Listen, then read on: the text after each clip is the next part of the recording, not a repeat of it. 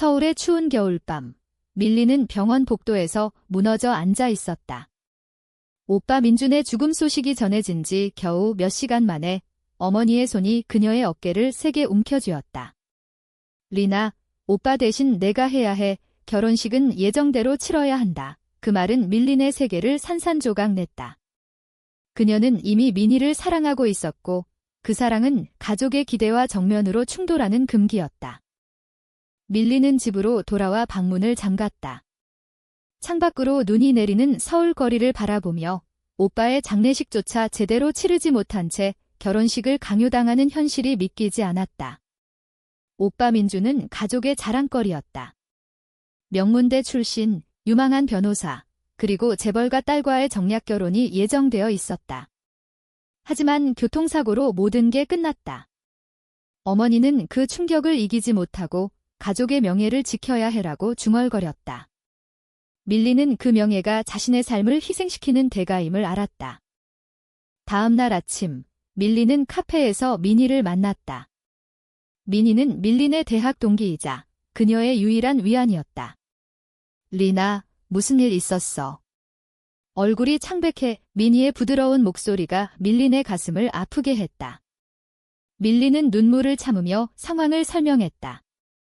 오빠가 죽었어. 그리고 가족이 나보고 그 결혼을 대신하라고 해 신부가 돼서 민희의 눈이 커졌다. 그게 무슨 소리야? 내가 왜? 밀리는 고개를 저었다. 오빠의 약혼녀, 지은 씨, 그녀 집안과 우리 집안의 사업이 얽혀 있어. 결혼이 깨지면 모든 게 무너진대. 민희는 손을 뻗어 밀린의 손을 잡았다. 그 접촉은 밀린에게 전율을 일으켰다. 두 사람은 2년 전부터 서로를 사랑했다. 처음엔 우정으로 시작했지만 점점 깊어지는 감정은 숨길 수 없었다. 그러나 한국 사회에서 여자 둘이 사랑하는 건 여전히 금기시되었다. 밀린의 가족은 보수적이었고 아버지는 정상적인 삶을 강조했다. 민희도 비슷한 압력을 받고 있었다. 그녀의 부모는 딸이 제대로 된 남자를 만나 결혼하길 바랐다. 밀리는 민희에게 속내를 털어놓았다. 난 못해. 지은 씨와 결혼하는 건 나 자신을 배신하는 거야. 하지만 가족을 버릴 수 없어. 민희의 표정이 어두워졌다. 리나, 내가 행복해야 해. 나랑 함께. 하지만 밀리는 흔들렸다. 오빠의 죽음으로 가족은 이미 상처받았고 그녀가 거부하면 어머니의 건강이 더 나빠질 터였다. 민희는 생각해봐. 이건 내 인생이야 라고 말했다. 그러나 밀린의 마음은 갈등으로 가득 찼다. 집에 돌아온 밀린은 어머니와 마주쳤다. 리나, 지은 씨 집안에 연락했어. 다음 주에 미팅 잡혔어. 어머니의 눈은 피곤하지만 결의에 차 있었다. 밀린은 반항하고 싶었지만 입을 다물었다. 그날 밤, 그녀는 민희에게 메시지를 보냈다. 미안해, 희야. 나 해볼게. 하지만 그 메시지는 보내지 않았다. 대신 밀리는 거울 앞에서 눈물을 흘렸다. 자신의 사랑을 포기하는 대가가 너무 컸다. 며칠 후, 밀리는 지은을 처음 만났다. 지은은 아름답고 차분한 여성이었다. 민준 씨의 동생이시군요. 유감스러운 일이에요. 지은의 말은 진심이었다. 하지만 밀리는 불편함을 느꼈다. 이 결혼은 사업적인 거래였다. 지은의 아버지는 가족 간의 약속을 지키자고 말했다. 밀린의 아버지도 동의했다. 밀리는 그 자리에서 네라고 대답할 수밖에 없었다. 민희는 그 소식을 듣고 충격받았다. 리나, 정말로 할 거야. 밀리는 고개를 끄덕였다. 어쩔 수 없어. 가족을 위해. 민희의 눈에 눈물이 고였다. 그럼 나한테는? 우리 사랑은. 밀리는 대답하지 못했다. 이 선택은 그녀의 심장을 찢는 듯 했다. 민희는 내가 이렇게 약해지면 안 돼라고 속삭였다. 하지만 밀리는 이미 후퇴의 길을 택했다. 결혼 준비가 시작되었다. 드레스 피팅, 청첩장 디자인, 모든 게 오빠의 계획을 그대로 따랐다. 밀리는 매일 밤 악몽을 꾸었다. 민희와의 추억이 떠올랐다. 대학 시절 둘이 손잡고 서울 거리를 걷던 날들. 그 사랑은 순수했지만 사회의 시선은 차가웠다. 친구들조차 그냥 친구지 라고 물었다. 밀리는 그 압박에 지쳐갔다. 한편 민희는 혼자서 고민했다. 밀린을 포기할 수 없었다. 그녀는 밀린의 집 근처에서 기다리며 우리 도망칠까? 라고 제안했다. 밀린의 눈이 흔들렸다. 희야, 그럴 수 없어. 민희는 가족이 내 행복을 원할 거야 라고 말했다. 하지만 밀린은 거부했다. 이 대화는 두 사람 사이에 균열을 만들었다. 민희는 상처받았고 밀린은 죄책감에 시달렸다. 결혼식 준비가 본격화되면서 밀린의 일상은 지옥이 되었다. 매일 지은과 만나 식장, 메뉴, 하객 목록을 논의했다. 지은은 밀린 씨, 편하게 해요. 우리도 피해자잖아요 라고 말했다. 밀린은 그 말에 공감했지만 속으로는 민희를 생각했다. 민희와의 연락은 점점 줄어들었다. 민희는 내 선택을 존중할게라고 메시지를 보냈지만 그 뒤엔 침묵이 따랐다. 밀린의 어머니는 딸의 변화를 눈치챘다. 리나, 왜 그렇게 우울해? 오빠가 기뻐할 거야. 밀린은 덤마. 나 정말로 행복할 수 있을까? 라고 물었다. 어머니는 결혼이 행복의 전부는 아니지만 가족을 위해 희생하는 게 어른이야 라고 대답했다. 그 말은 밀린의 가슴을 후볐다. 한국 사회에서 여성은 여전히 가족의 일부로 여겨졌다. 특히 보수적인 가정에서 동성애는 상상도 못할 일이었다. 민희는 혼자서 서울의 카페를 전전했다. 그녀의 마음은 분노와 슬픔으로 가득 찼다. 밀린의 선택이 배신처럼 느껴졌다. 왜 나를 포기해? 민희는 친구에게 털어놓았다. 친구는 희야, 한국에서 그런 사랑은 힘들어. 포기하는 게 나아라고 조언했다. 하지만 민희는 포기할 수 없었다. 그녀는 밀린의 결혼을 막기 위해 계획을 세웠다. 한편 밀린은 지은과 더 가까워졌다. 지은은 민준 씨와는 달리 밀린 씨는 부드러워요 라고 말했다. 밀린은 그 말에 혼란스러웠다. 지은은 정말로 이 결혼을 원하는 걸까? 밤늦게 밀린은 민희에게 전화를 걸었다. 희야, 미안해. 나 무서워. 민희의 목소리는 차가웠다. 무서우면 그만둬. 나랑 함께할 용기가 없어. 밀린은 울었다. 이 통화는 두 사람의 관계를 더 악화시켰다.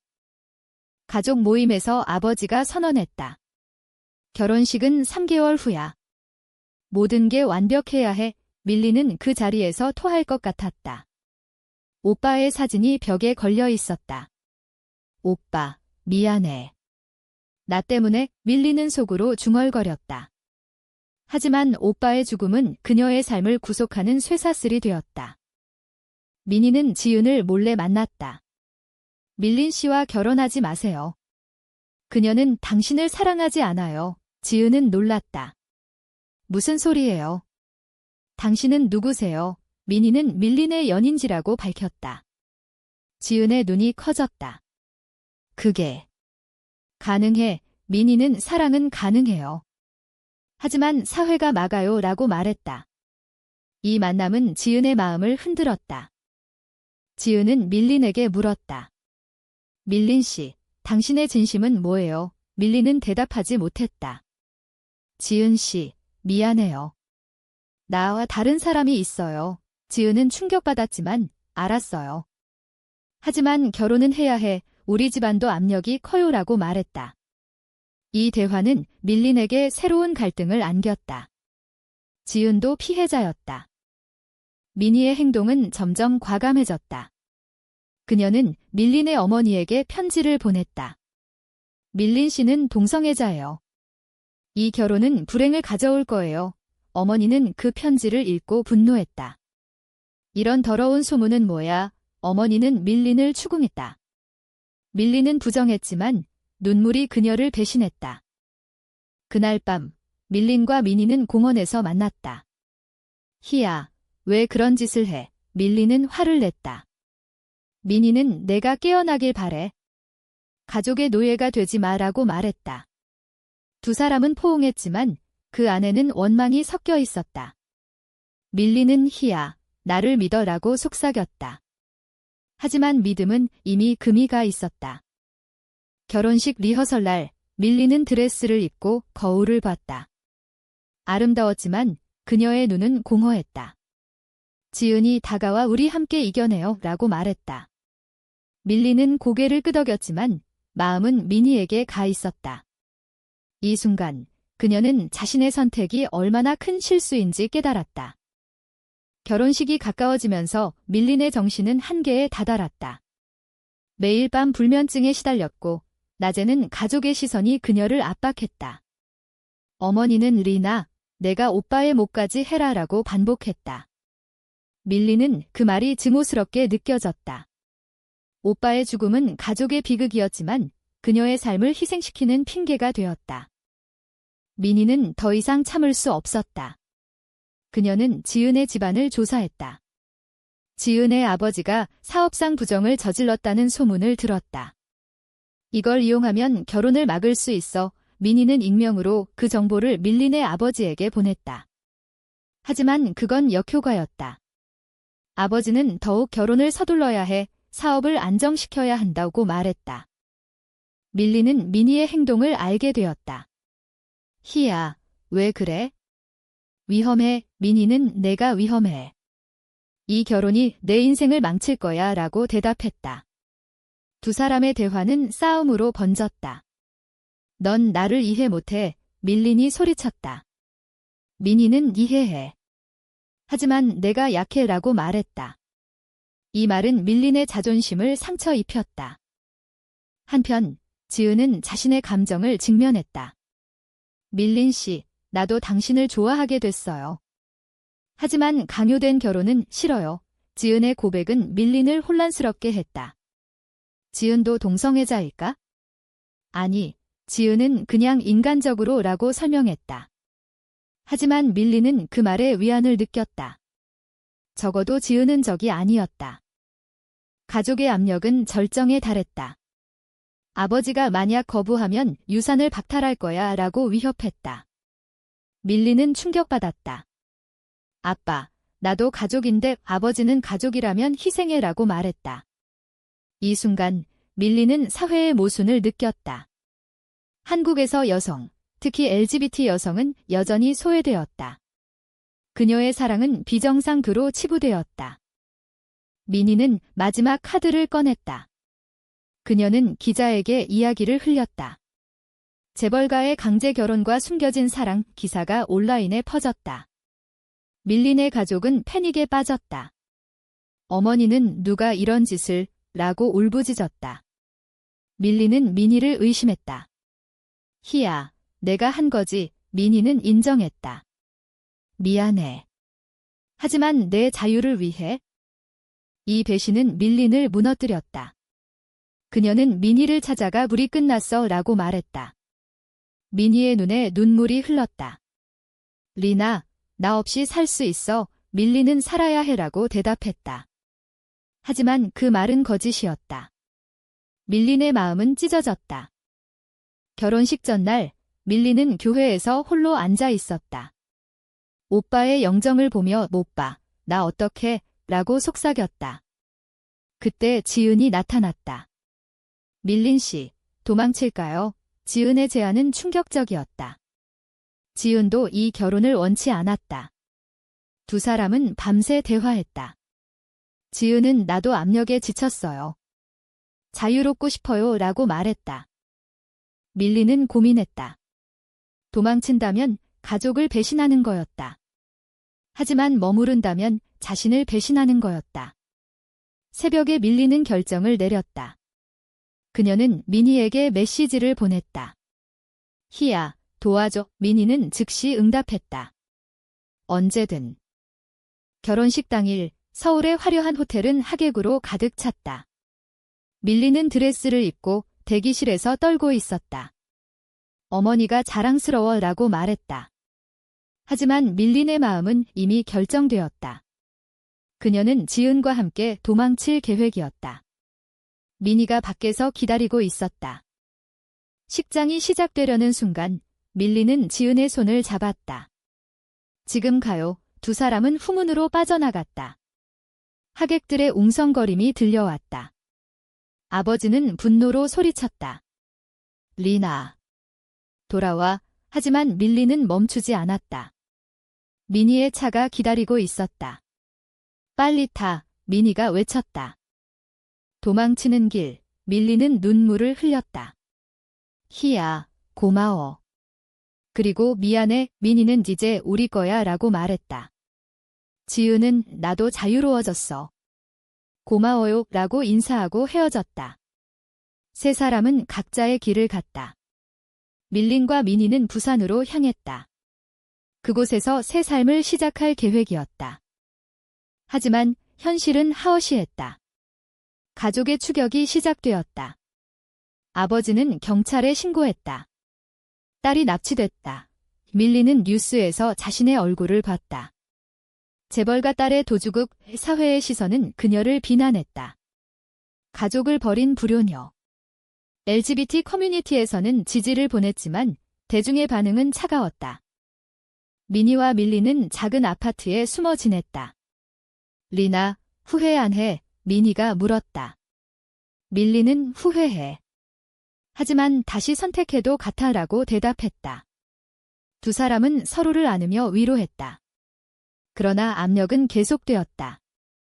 어머니가 병원에 입원했다는 소식이 들려왔다. 내 탓이야. 밀리는 죄책감에 시달렸다. 민희는 우리가 함께라면 이겨낼 수 있어 라고 말했다. 하지만 밀린의 마음은 흔들렸다. 그녀는 가족에게 편지를 썼다. 미안해요. 나 행복하고 싶어요. 편지는 배달되었고 아버지는 읽은 후 침묵했다. 어머니는 돌아와라고 메시지를 보냈다. 시간이 지나면서 상황은 변했다. 지은의 가족이 결혼을 포기했다. 사업은 다른 방식으로 해결되었다. 밀린의 가족은 천천히 받아들였다. 하지만 완전한 화해는 아니었다. 밀린은 내 선택의 대가라고 생각했다. 민희와의 삶은 달콤 삽사름했다. 사회의 정의는 여전히 힘들었다. 직장에서의 차별, 친구들의 이별. 하지만 두 사람은 강해졌다. 밀리는 희야, 사랑해라고 매일 말했다. 민희는 나도라고 답했다. 몇 달 후, 밀린과 민희는 부산의 바닷가에서 살고 있었다. 밀린은 새로운 직장을 구했다. 그래픽 디자이너로서의 삶은 자유로웠다. 민희는 카페를 운영했다. 두 사람의 관계는 더 단단해졌다. 하지만 과거의 상처는 남아 있었다. 밀리는 어머니와 통화했다. 엄마, 건강하세요. 어머니는 내 덕분에라고 씁쓸하게 말했다. 오빠의 기일에 밀리는 서울로 갔다. 가족과 재회했다. 아버지는 내 선택을 인정할게라고 말했다. 하지만 눈빛은 여전히 차가웠다. 어머니는 울며 안아주었다. 리나, 행복해. 밀리는 내 희랑 함께 가족은 민희를 받아들이지 않았지만 무시하지도 않았다. 이건 작은 진전이었다. 한국 사회는 천천히 변하고 있었다. LGBT 권리가 논의되기 시작했다. 하지만 여전히 많은 이들이 고통받았다. 밀리는 자신의 이야기를 블로그에 썼다. 죽은 오빠를 위한 결혼. 하지만 나는 나를 선택했다. 글이 퍼지면서 많은 반응이 왔다. 지지와 비난이 섞였다. 민희는 자랑스러워라고 말했다. 시간이 흘러 밀리는 과거를 돌아봤다. 그 선택은 손실을 가져왔지만 자유를 주었다. 그녀는 민희와 손잡고 바다를 바라보며 불이가 옳았어라고 속삭였다. 이 이야기의 끝에서 한 가지 질문을 던진다. 가족의 명예를 위해 개인의 사랑을 희생하는 것이 과연 옳은가?